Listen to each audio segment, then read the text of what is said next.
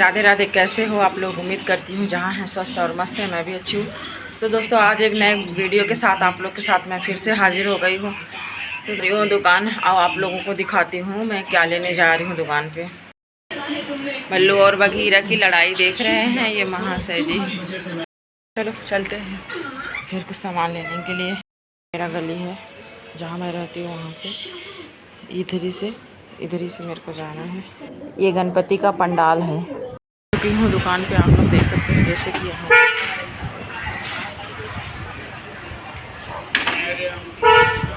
से आ गई हूँ सामान लेके और आप लोग को दिखा रही हूँ मैं क्या ली हूँ। मैं पीताम्बरी, ये है लड्डू गोपाल जी के लिए एक पीताम्बरी है। ये मेरा बाबू इधर बैठा है, कह रहा मेरे खातिर क्या ली हो। मेरे खातिर ये कपूर है और ये मैं धूप ली हूँ, ये वाला ये मंथन का है। मंथन का लोबान धूप ली हूँ मैं। इसमें छपे हैं, कौन छपा है इसमें, ऋतिक रोशन जी सब छपे हैं इसमें हाथ जोड़ के। तो मैं बोली ये भी ट्राई करके देखती हूँ। ऋतिक रोशन जी के खत्म हो गया तो मैं ये घी लेके आई हूँ बाहर से, और एक गंगा जल लेके आई हूँ। मेरा बाबू भी बोल रहा है वो बेटा कपूर है। ये देखो मैं गंगा जल भी लेके आई। हाँ कपूर है भगवान का। और ये जनेऊ लेके आई हूँ, कल गणेश चतुर्थी है तो उनको मैं ये जनेऊ चढ़ाऊंगी। एक जनेऊ है बेटा भगवान जी का। हाँ और ये सफ़ेद गूगल है जो कागज में है बेटा भगवान जी का। ये भी है भगवान जी का है। हाँ अभी हो गया ये सारा सामान हो गया। अभी हनी बाकी है, हनी नहीं मिला वहाँ पे उसके दुकान पे, तो मैं अभी बाहर से जाके हनी में देखा हमने क्या क्या लिया। अभी हनी में लेना बाकी है। हनी जो मैं अभी थोड़ी देर बाद मैं खुद ही जाऊंगी। मैं सोच रही थी कि लड़की आ जाएगी बट वो लेट आएगी तो मैं खुद जाऊंगी हनी लेने के लिए। तो अभी मैं जा रही हूँ हनी लूँगी, कुछ और सामान दिखेगा वहाँ से ले लूँगी। तो मैं अभी पहुँच गई हूँ राशन की दुकान पे, आप लोग देख लीजिए। मैं गई थी हनी लेने के लिए, मुझे हनी नहीं मिला। मैं 2-3 दुकानों पे देखी, नहीं मिला, तो मुझे थोड़ा बहुत और सामान लेना था, मैं ले ली। यहाँ पे मैं ली हूँ 1/4 किलो सेंगदाना ली हूँ। और ये है क्या है, बालाजी है, बड़ी गठिया है। और ये भी है वही गठिया, ये भी है। और अपने बाबू के लिए 3 आइसक्रीम ली और ये 2 गोली ली। इसको बहुत पसंद है ये आइसक्रीम और वो गोली। अच्छा लगता है तुमको? उसको अच्छा लगता है, बहुत अच्छा लगता है। नहीं मिला, जो गई थी मैं हनी लेने के लिए, मुझे नहीं मिला। देखती हूँ कहीं और फिर दुकान पे देखूँगी। तो दोस्तों यहाँ पे मैं साबूदाना है जा रही को भिगोने के लिए अपने लल्ला को। आज फलाहारी इसी से बनाऊँगी। अभी इसको भिगो दी हूँ, साबूदाने को धो दी हूँ। इधर देख सकते हैं आप लोग, इसको धो दी हूँ। थोड़ा देर के लिए इसको रख देती हूँ, अच्छे से ये फूल जाएगा, तब इसके बाद मैं चल रही हूँ बनाने के लिए। अभी थोड़ा देर इसको मैं भिगो के रख दे रही हूँ। दोस्तों यहाँ पे देखो इन दोनों का हमेशा लड़ाई चलता रहता है। एक उसके लिए कुरकुरे के लिए लड़ाई कर रहे थे। 2 पैकेट लेके आई थी, एक इसके लिए एक इसके लिए, दोनों के लिए लेके आई थी, लेकिन दोनों का हमेशा लड़ाई ही चलता है। ये मेरा साबूदाना है जो अभी बहुत अच्छे से फूल चुका है। अब इसको बनाऊंगी, चल रही हूँ लड्डू गोपाल जी के लिए। 5 बजे का ये उनका भोग ही प्रसादी बनाऊंगी। की तरह आज मैं फिर आ गई किचन में अपना टिफ़िन लेके। ये टिफ़िन में ही प्रसादी मैं बनाती हूँ अपने गोपाल जी का, लल्ला का अपने। तो मैं फिर आगे भी चल रही हूँ बनाने के लिए प्रसादी। हमारे पास वो दूध ख़त्म हो चुका है तो मैं ये डब्बे का दूध रखी हूँ, इसी दूध से ही बनाऊँगी भगवान का प्रसादी। यहाँ पे मेरा गैस भी चालू हो गया है और पानी मैं रख दी हूँ गर्म करने के लिए। मेरा पानी गर्म हो चुका है। अब इसमें मैं 2 टेबल स्पून के करीब मैं ये दूध डालूँगी।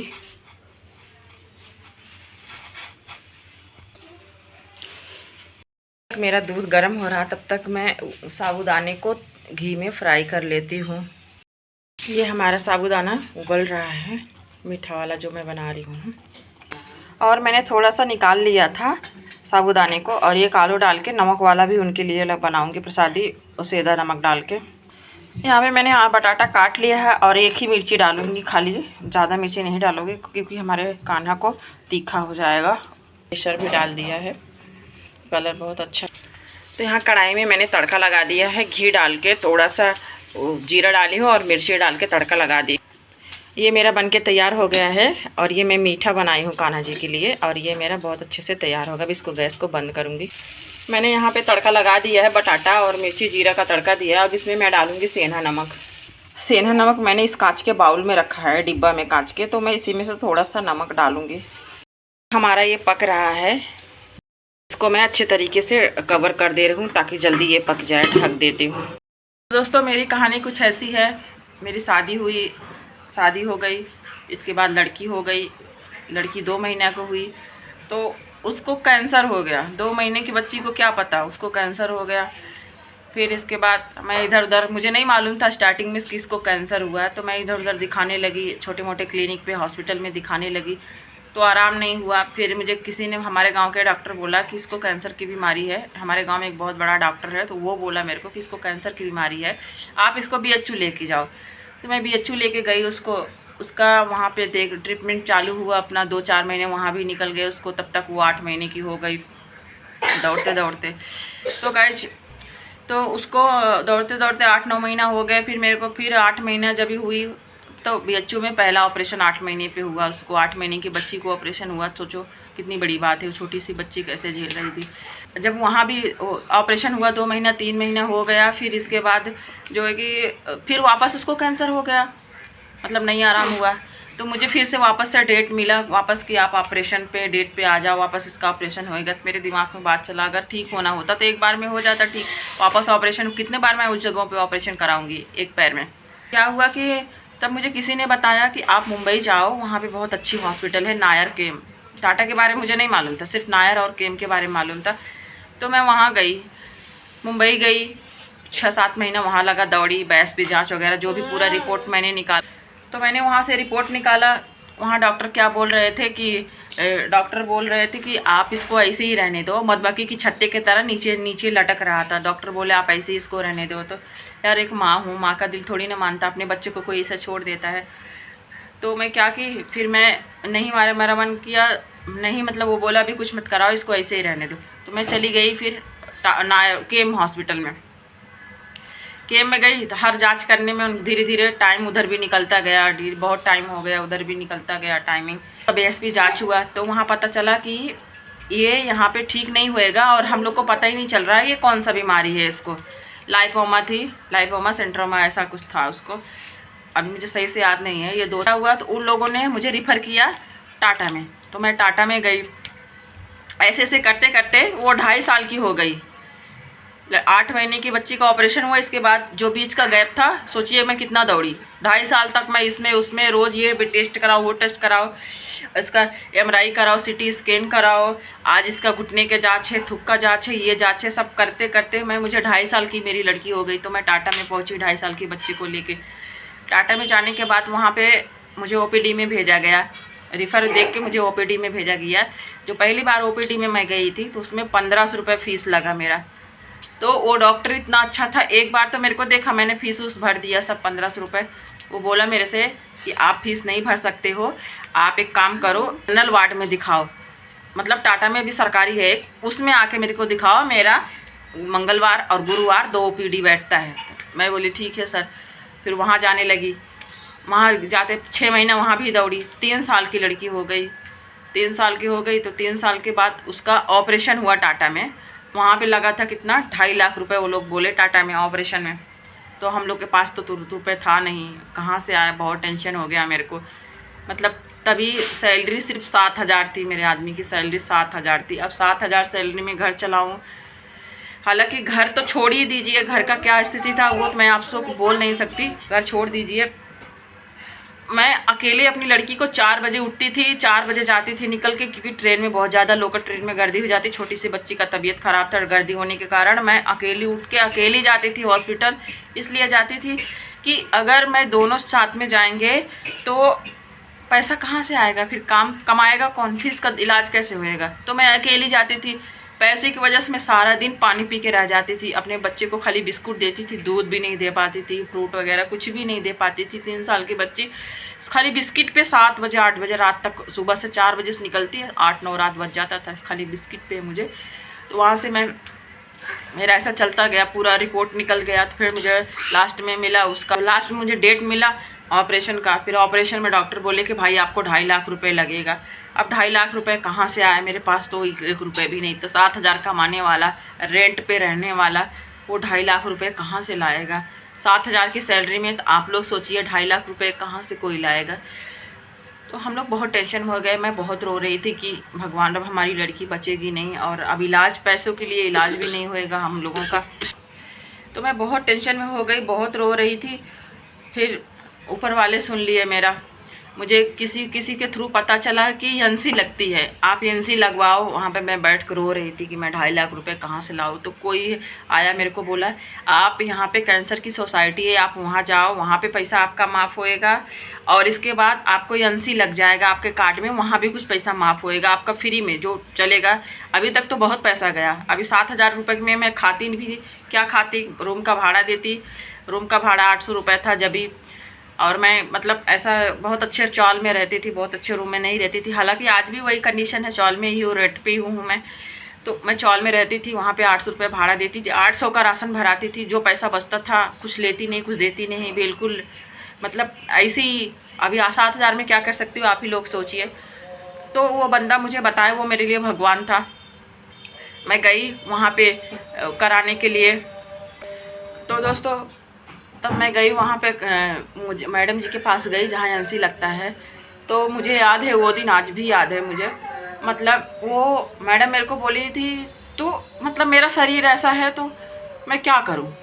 वो बोली कि आप इतनी मोटी खासे मतलब मोटे ताजे हो, और आप खा पी रहे हो, आपके पास पैसा नहीं है, आप एनसी कराने के लिए चले आए हो।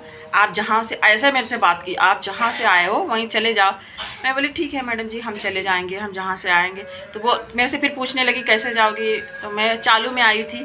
मैं बोली मैं चालू में आई थी मैडम जी, हम चालू में चले जाओगे। बोलती है नहीं नहीं, मैं रिजर्वेशन करा के दे रही हूँ, तू चली जा। ऐसा कोई बात करता है भला। वो मैडम ने मेरे से ऐसा बात किया। तो दोस्तों मैं बोली नहीं, मैं चली जाऊँगी। तो मैं वहाँ पे रोने लगी। मतलब आज मेरी स्थिति गिरी है तो भी वो, मतलब वो सब लोग हंस रहे थे उस टाइम, और मैं उनके सामने खड़ी होकर रोए जा रही थी अपने बच्चे को गोद में लेके। फिर वो लोग एनसी लगाए तो मेरा 1 लाख रुपए उधर माफ़ हो गया। फिर मैं कैंसर सोसाइटी में गई, बच्ची का फ़ोटो वोटो निकाल के वहाँ भी फार्म भरी, 50,000 वहाँ से माफ़ हुआ। तो मुझे लगा 1 लाख रुपए लगा। 1 लाख में मैं अपने बच्ची का ऑपरेशन कराई। 1 लाख रुपए उस समय मैंने अपना जेवर बेच दिया था। मेरे पास कुछ नहीं जेवर था। आज मैंने जेवर बेच दिया। जो भी 1 लाख रुपए का जेवर ही भी नहीं था। मैंने कुछ लोन उठाया 50,000, और 25-30,000 का जेवर था, 25-30,000 मेरी माँ दी। ऐसे करके मेरी लड़की का ऑपरेशन था। उसके बाद चलो लड़की का ऑपरेशन ठीक हुआ। फिर वो टाइम निकला, फिर मैं दिखाती रही उनको। फिर बुलाया था, अभी तक 12-13 साल की हो गई, अभी तक दिखाती ही हूँ उसको। 12-13 साल के बीच में मुझे क्या हुआ, मैं बीमार हो गई, मुझे बुखार आया, मैं बीमार हो गई। फिर बीमार होने के बाद मैं मेडिकल से दवा ले लेती, खा लेती, आराम हो जाता। फिर बुखार आता, मेडिकल से दवा लेती, खा लेती, आराम हो जाता।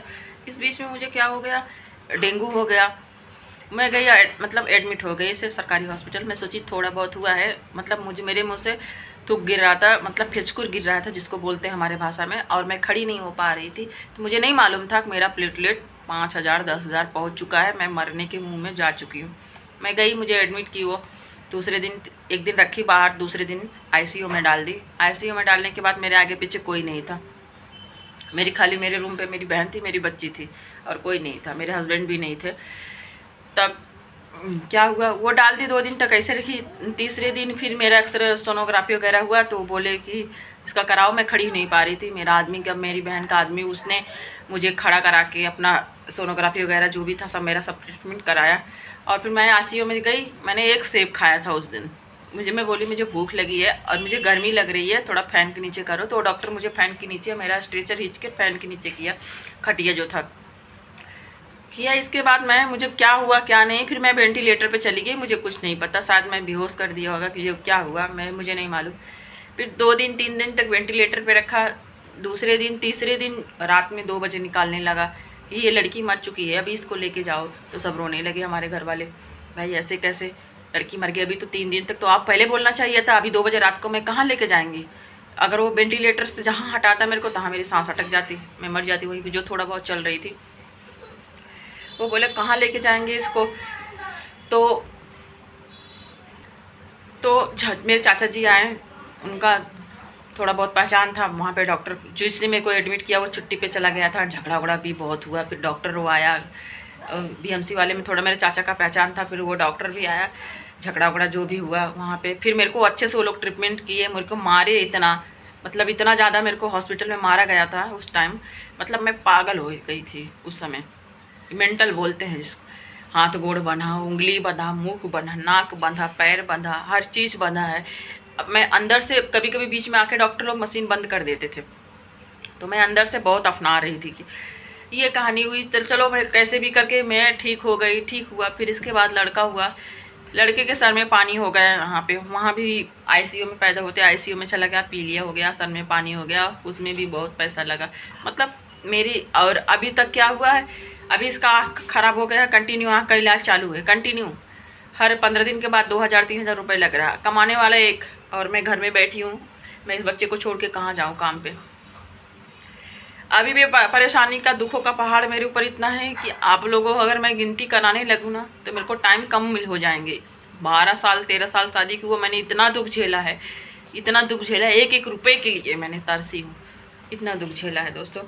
तो अगर ये हमारी कहानी आपको, हमारी जुबानी अगर अच्छी लगी है तो प्लीज़ हमारे चैनल को सब्सक्राइब कीजिए और हमको मदद कीजिए। मोबाइल ख़राब हो चुका है, ये भी हमें लगता है, आवाज़ से मैं बहुत परेशान हो गई हूँ। फ़ैन भी बंद है आज, ऊपर का सिर्फ लाइट चालू है, इसलिए आवाज़ का तो शायद सांस कर ही रहा होगा। अपनी कहानी में और लेके आऊँगी हमारे साथ और क्या क्या हुआ है।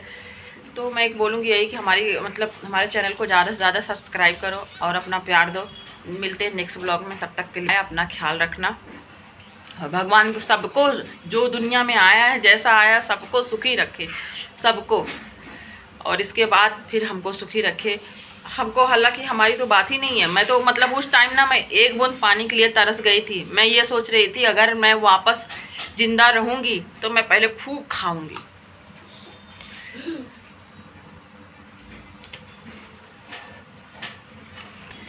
मैं सोच रही थी कि दोस्तों, थोड़ा इमोशनल हो गई थी, वो कहानी ऐसी है मेरी। मैं सोची मैं जिंदा होंगी एक बार पेट भर के खाना खाऊंगी। मैं सोची अगर मैं ज़िंदा रहूँगी तो मैं पेट भर के खाऊंगी, मैं पानी खूब पीऊँगी। लेकिन जब मैं वेंटिलेटर से बाहर आई तब मेरे मुँह से बोला आवाज़ नहीं आ रही थी, और एक एक चिम्मच मेरे को पानी मिल रहा था, क्योंकि पानी हजम नहीं हो रही थी, उल्टी हो जा रहा था। एक एक चिम्मच पानी मिल रहा था। मैं खाने के लिए अंदर से भूख बहुत हो रही थी, बट यहाँ से नहीं उतर रहा था, उल्टी हो जा रहा था गले में। तो मेरी कहानी कुछ ऐसी है। और अगर आप वीडियो मतलब हमारा देखेंगे, पसंद करेंगे, अगर मुझे कमेंट करेंगे तो शायद मैं और अच्छा वीडियो आप लोग के लिए बनाऊँ और अपनी कहानी हमारे ऊपर क्या बीती है। अभी तो खाली टेलर है, बाकी पूरी कहानी तो भी बाकी है। पूरी कहानी हमारे साथ क्या क्या हुआ, कैसी हुआ। तो दोस्तों, मेरे चैनल को ज़्यादा से ज़्यादा सब्सक्राइब कीजिए, सपोर्ट कीजिए। मिलते हैं नेक्स्ट ब्लॉग में, तब तक के लिए बाय। मैं अपने कान्हा को जा रही हूँ भोग लगाने के लिए।